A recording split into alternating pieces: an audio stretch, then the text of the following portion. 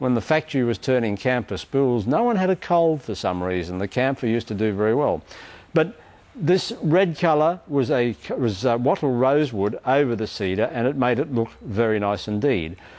The varnish over the top of that is an Estopol these days because it's done by Forminex, and the purchase of a Forminex is 60 gallons at a time, so you need to spray it.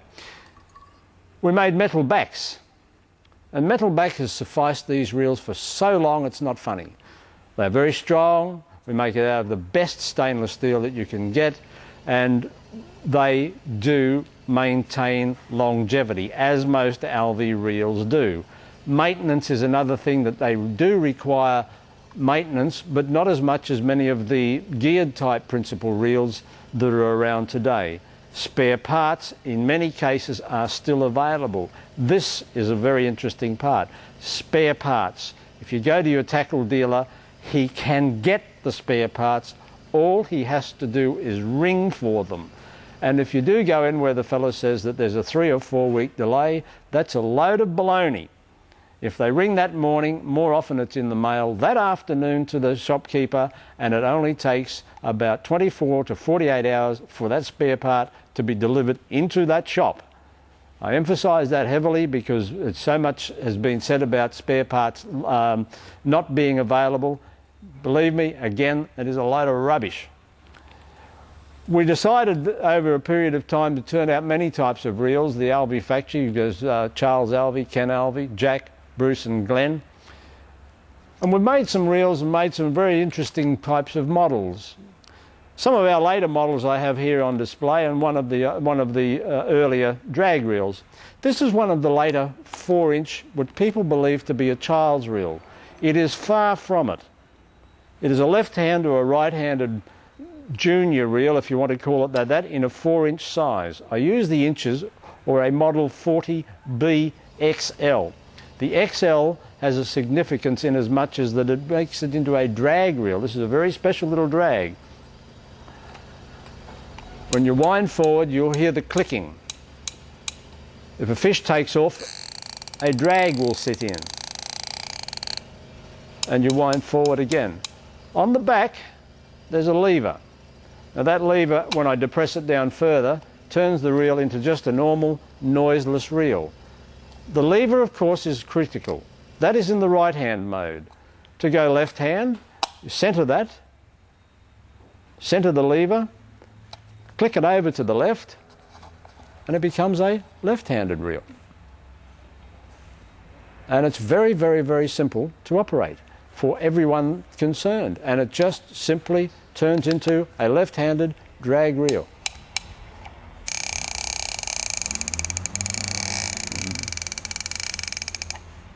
Of course, the easy cast system needs to be turned in the left-hand mode. And as you can see, it will turn. Now, this reel is approximately $25 retail. Retail value. Most of the storekeepers do not sell at that rate, and you will find that quite an interesting priced reel with, what's more, a 5-year warranty. Now, we don't guarantee these things to not crack up if you run over it with your truck or a tank, or you stomp on it or drop it 3,000 feet over a cliff. More often than not, though, the backplate will bounce, your handles may break, but that's the warranty. It is a warranty that is fair wear and conditions, not stupidity. I mention that, and I don't really mean to be nasty about it at all, but some of us can be rather, shall we say, rambunctious when it comes to equipment and forget that it is fishing gear. It does break and can break, but we do cover practically everything in that field. Blackfish. Blackfish has been catered to for so long it's not funny.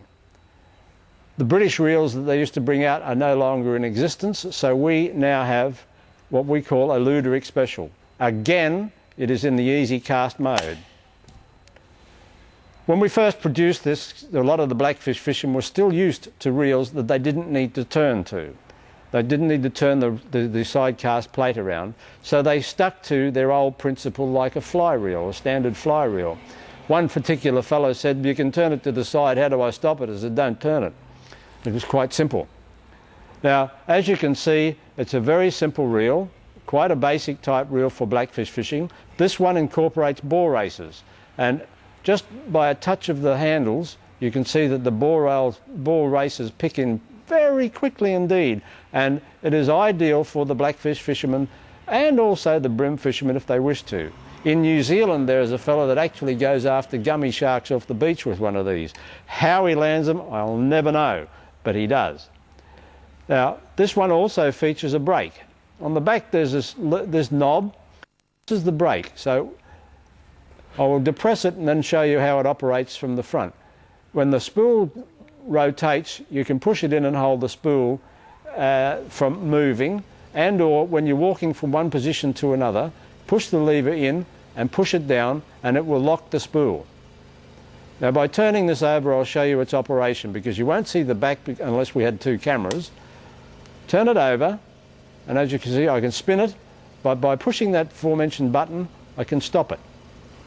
Now if I don't wish the line to run free when I'm moving positions, I'm now in lock position. You can see it won't go. Just simply pull the button back to release it and it operates.